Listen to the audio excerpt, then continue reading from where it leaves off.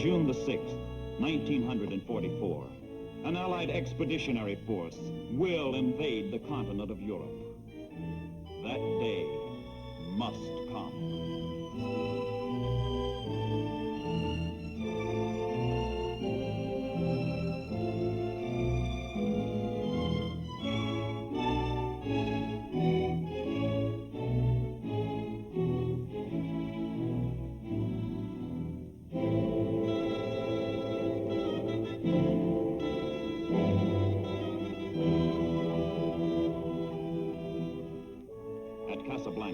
In January of 1943, the Allies commit themselves to the liberation of Europe, while their soldiers, sailors, and airmen storm the gates of Tripoli.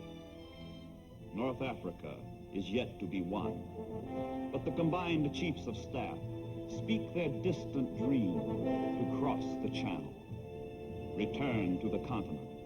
The chiefs of state christen this supreme operation with a noble code name, Overlord. In London, a year later, the Supreme Commander, Allied Expeditionary Forces, General Eisenhower, takes up the task of piercing the heart of Germany and destroying her armed forces. But across the narrow English Channel lies the ultimate barrier, Hitler's Atlantic Wall, formidable guardian of Festung Europa, the fortress of Europe.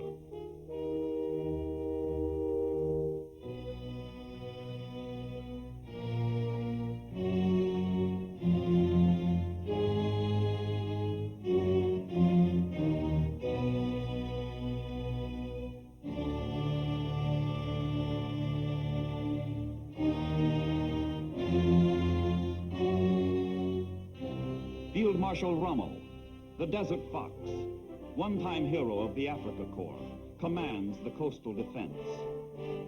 He multiplies the fortifications and sows death on the beaches for those who dare transgress.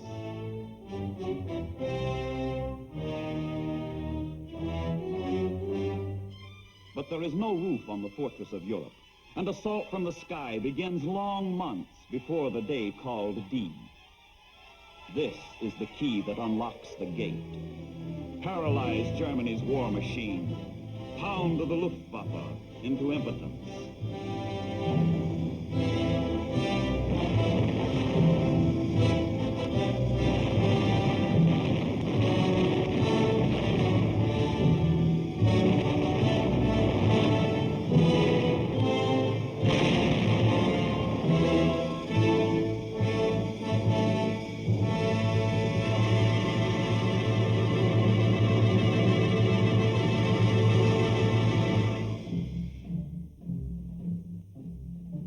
The troops, the men who must finish what the bombers have begun. Each month, the United States pours 150,000 of her young men onto the British Isles. All England becomes an armed camp, one vast depot of armament and supplies.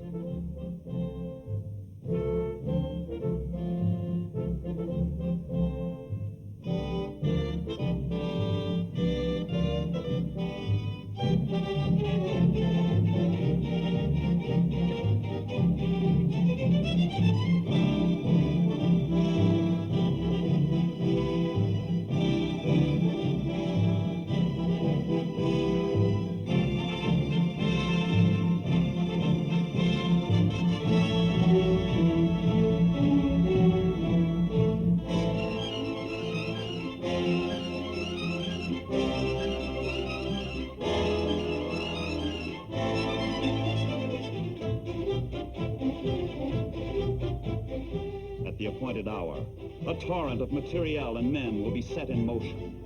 Southward to the Channel, southward to the embarkation ports, southward to destiny.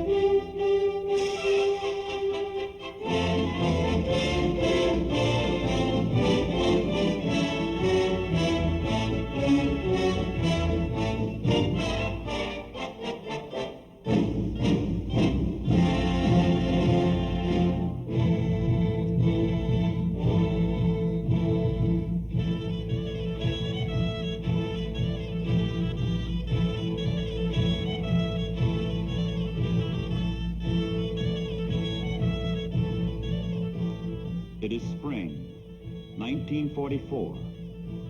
The date has been set. The hour has been chosen. Men committed to the assault are sealed in ships for secrecy. Ports, camps, and assembly points are cut off from the outside world. There is nothing to do but wait on tide and weather. Wait, and get ready, and keep ready, and wait, and wait.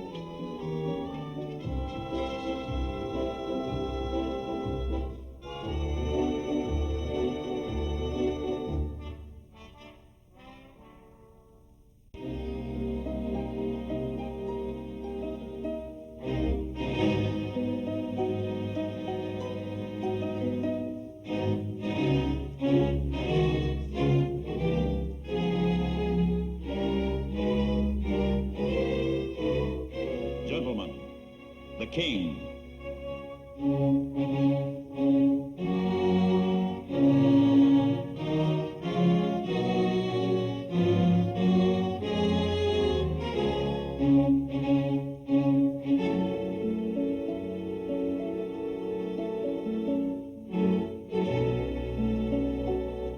From Falmouth, from Portland, from Plymouth, from Weymouth, the ships depart. From different ports, the ships sail at varying intervals to arrive at the 5 landing beaches together. 5 beaches stretched 60 miles over the coast of France.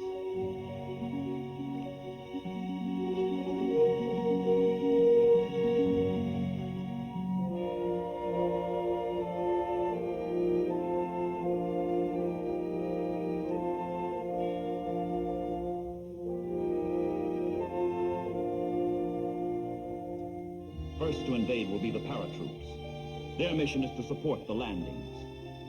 Intelligence officers have warned the Supreme Commander that the airborne assault is too hazardous to succeed. But without it, the landings may fail. Eisenhower faces a crucial decision. Should he risk the slaughter of 2 superb divisions, or should he cancel the drop and imperil the whole invasion? He orders the paratroopers to France.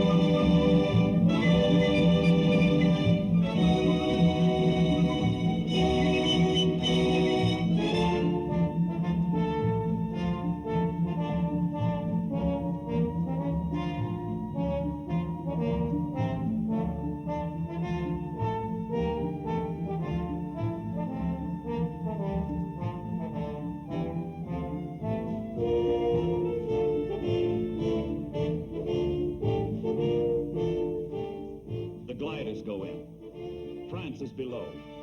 There are crack-ups and casualties, but the paratroopers accomplish their mission.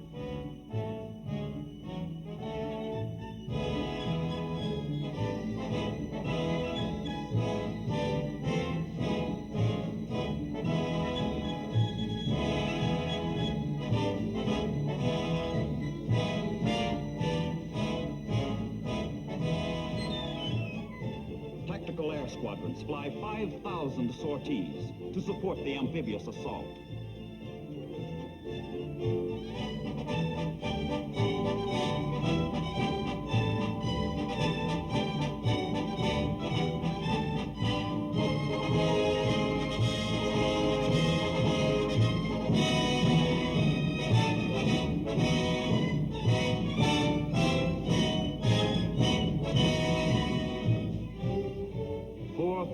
Ships will converge on France with the precision of a dress parade.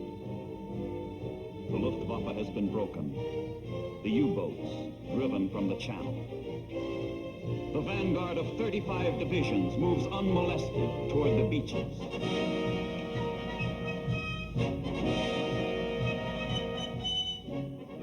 Warships prepare to open the assault with a barrage of gunfire. Battleship Nevada is there, torpedoed at Pearl Harbor, a flagship at Normandy. Naval guns open the Western Front.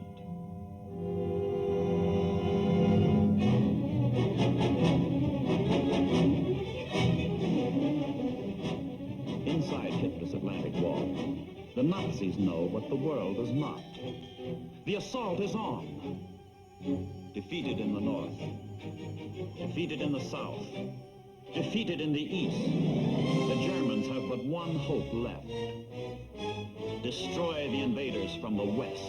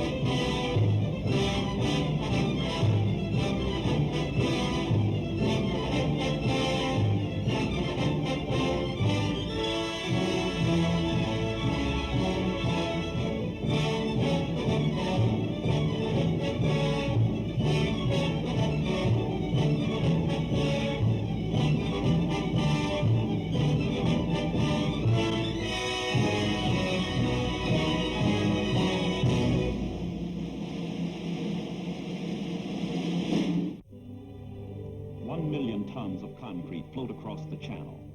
Artificial docks called mulberries to hide their top-secret purpose. Huge, hollow blocks of cement that will be sunk offshore, forming piers.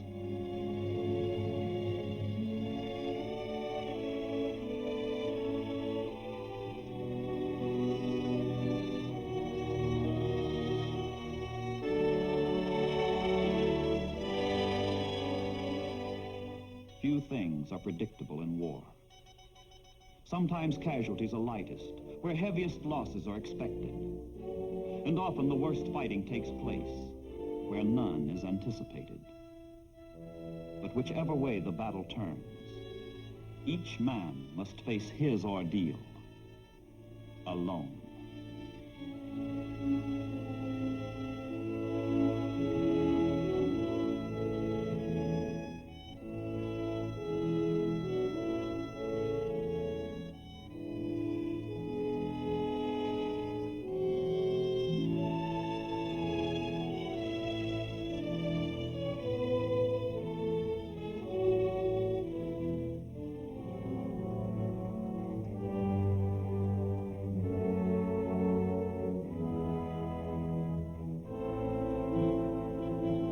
"54 merchant ships are deliberately sunk to build a breakwater that shelters the shore under its lee. Together with the mulberry units, they form a man-made harbor. Tons of supplies pour in with the invading troops, not afterwards when it might be too late.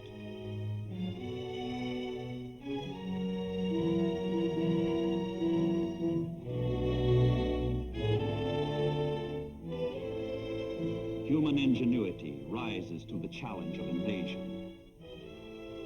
But one factor, one all-important factor, remains beyond human control.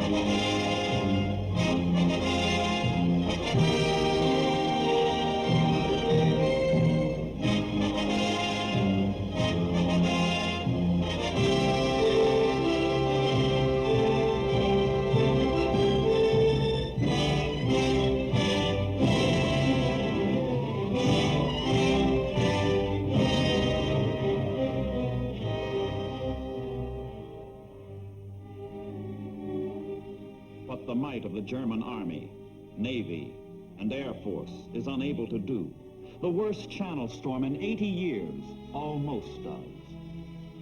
But the invaders hold the beaches.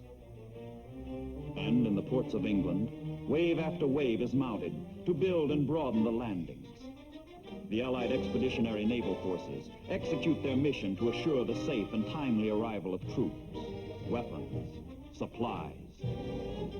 A mission which will have a profound effect on the history of man.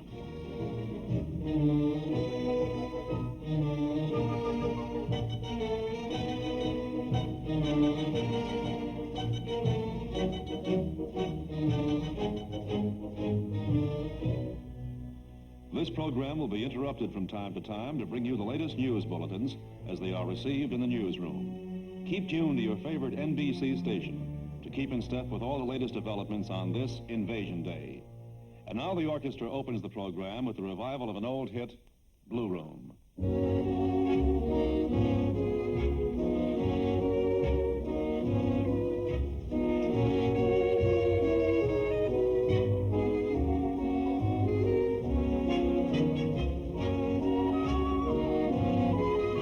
Ladies and gentlemen, we interrupt this program to bring you a special broadcast. This is George Hicks speaking. I'm now speaking from the tower above the signal bridge of an American naval flagship. And we're lying some few miles off the coast of France, where the invasion of Europe has begun. It is now 20 minutes to 6.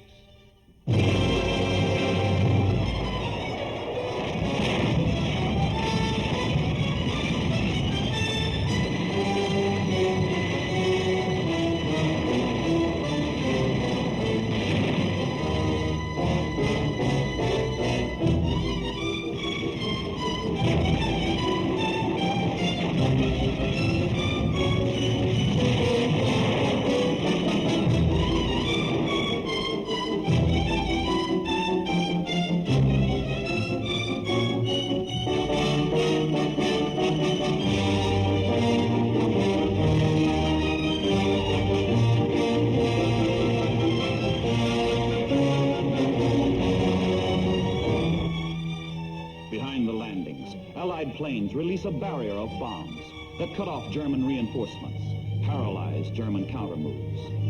Every road, every bridge, Every rail line, every canal, all the way back into Germany, is smashed, isolating the French beaches.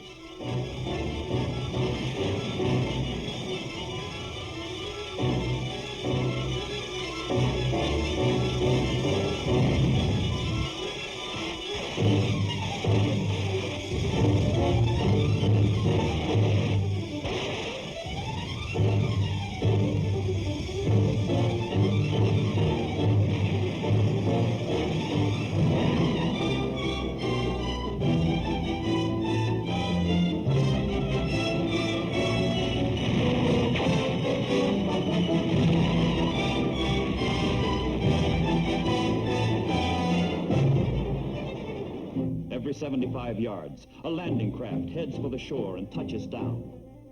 Resistance is furious from German suicide squads, but the Americans go in and hang on by their guts.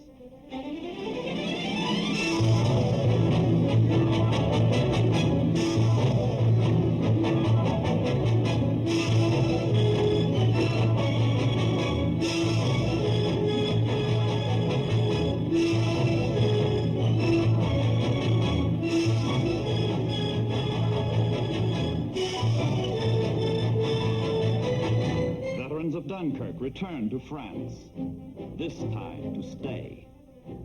The British soldiers who beat Rommel on the sands of Africa helped destroy him on the sands of Europe.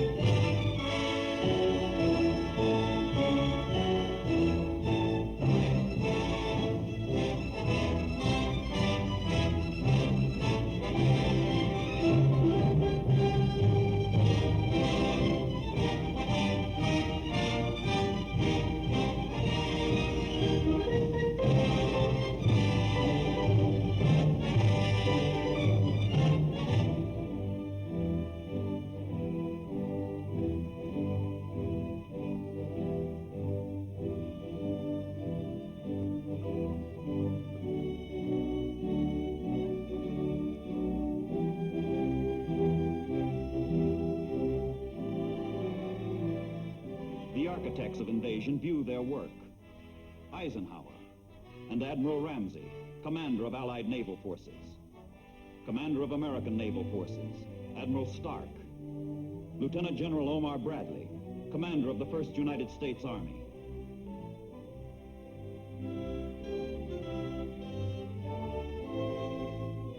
Field Marshal Montgomery of El Alamein, commander of Allied ground forces. After invasion, the breakout, the swelling Allied armies stream inland into Europe.